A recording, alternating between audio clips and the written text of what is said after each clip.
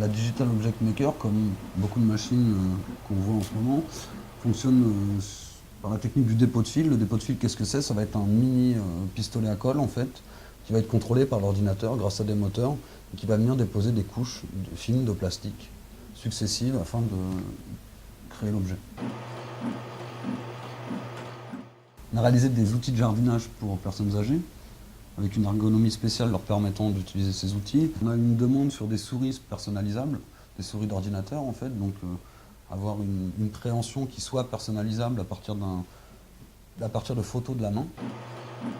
Là, on est en train de réaliser une pièce, donc cette pièce-là qui est en transparente, en fait, est l'engrenage qui permet de pousser le fil, donc qui est en fait cet engrenage jaune.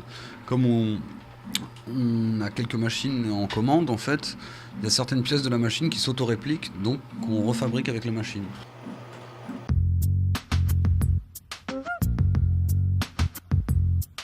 Notre projet au Togo, il est né à la cantine, qui est un espace numérique situé dans Paris, où il y avait en fait un hackathon, je dirais, organisé par la NASA dans 180 pays, ou 80 pays, je ne sais plus exactement. Et j'ai rencontré Sename Kofi, qui s'est rendu là-bas, qui est le directeur du WELAB en fait, au Togo, à Lomé. On a gagné ce concours, et Sename m'a dit écoute, viens nous aider, viens aider Afat à développer, à perfectionner sa machine, vu qu'on commençait à bien s'y connaître. Et je suis donc parti à Lomé, et Clément est venu au bout d'une semaine, il nous a rejoints. Le WELAB est juste à côté d'un carrossier, un carrossier qui retape des voitures. Et les voitures qu'on trouve au Togo, c'est les voitures qu'on trouvait en France il y a 10-15 ans.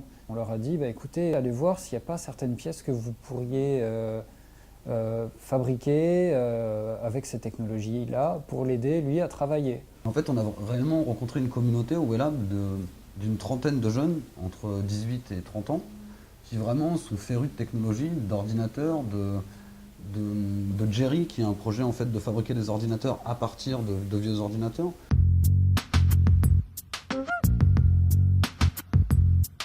Pour aller vraiment plus loin dans la fabrication, ce sont des choses qu'on touche du doigt, mais pourquoi pas imprimer des maisons en 3D. Il y a des recherches qui vont déjà dans ce sens, c'est-à-dire réfléchir à des pompes qu'on pourrait imaginer adapter sur une imprimante 3D pour déposer des matériaux pâteux comme de l'argile, de la terre, du ciment, du chocolat, du sucre. Donc on n'est pas les premiers à avoir cette idée, mais on aimerait bien creuser dans cette direction.